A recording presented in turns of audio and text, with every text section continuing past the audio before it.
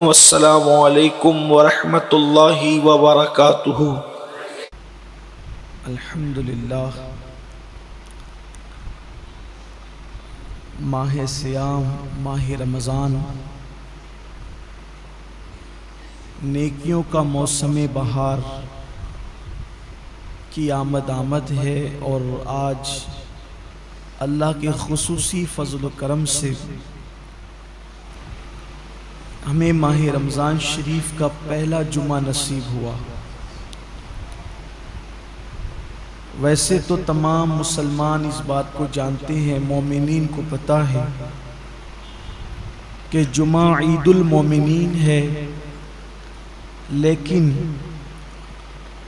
جو رمضان المبارک کا جمعہ ہے اس کی فضیلت اور خصوصیت کچھ اور ہی ہے۔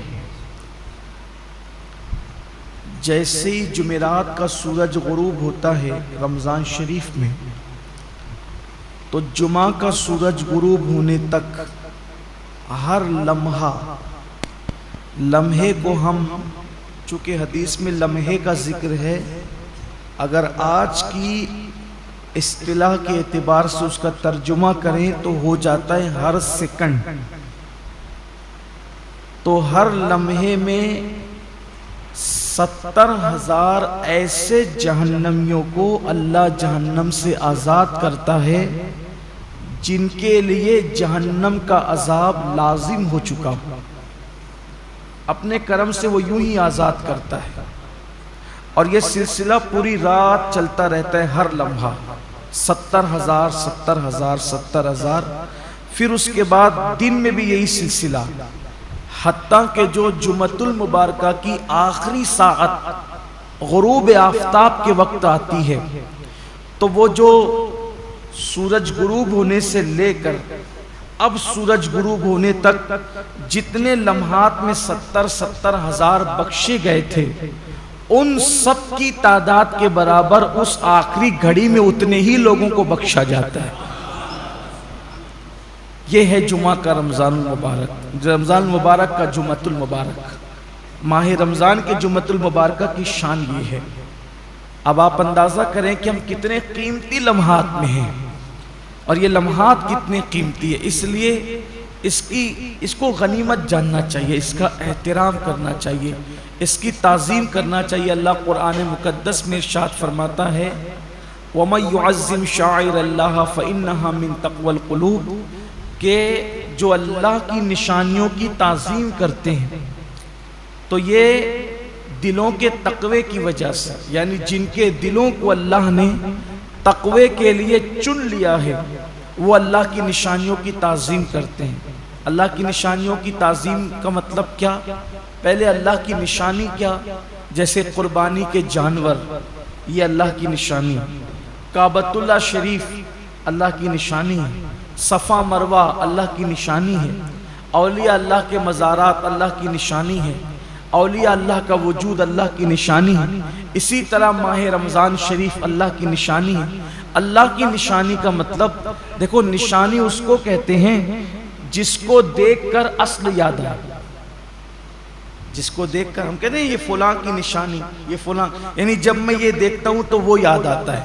جیسے کسی نے مجھے انگوٹھی دی تو یہ انگوٹھی فلاں کی نشانی، کہ میں انگوٹھی دیکھتا ہوں تو دینے والا یاد آتا ہے۔ تو جن جن چیزوں کو دیکھنے سے خدا یاد آتا ہے وہ اللہ کی نشانی ہے، اور جو اللہ کی نشانیوں کی تعظیم کرے، احترام کرے، تو یہ اس کے دل میں تقوی ہے، اللہ کا ڈر ہے، وہ اس کے دل میں پرہیزگاری ہے، اس بنیاد پر وہ اللہ کی نشانیوں کی تعظیم کرتا ہے۔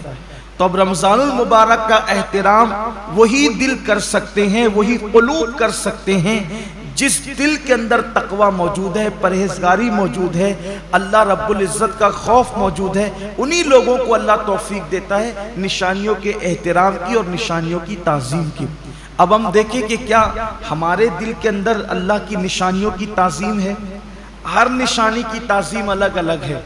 تب رمضان شریف کی تعظیم کیسے کریں گے؟ جیسے اگر کسی ولی کو دیکھیں، کسی اللہ والے کو دیکھیں، تو اس کی تعظیم یہ کہ ہم اٹھ کے کھڑے ہو جائیں، اس کے ہاتھوں میں ہاتھ دے دیں، زیادہ سے زیادہ تعظیم یہ کہ اس کی دست و بوسی کریں، اس سے دعائیں لیں۔ لیکن کیا رمضان شریف کے لیے ہم کیسے اٹھ کے کھڑے ہوں؟ یہ دکھنے والی چیز تو ہے نہیں، اس کے ہاتھ تو ہے نہیں کہ ہم اس کے ہاتھ چوم لیں، تو اس کی تعظیم کا مطلب کیا ہے؟ تو سب کی تعظیم جدا جدا ہے۔ اللہ کے حرم کی تعظیم یہ ہے کہ جب حرم میں داخل ہو جاؤ تو جن چیزوں سے اللہ نے منع کیا ان چیزوں سے رک جاؤ۔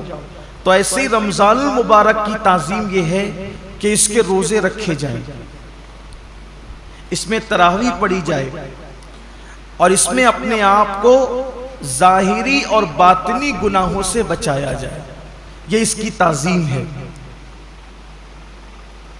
کیا واقعہ سید امین آپ کا حد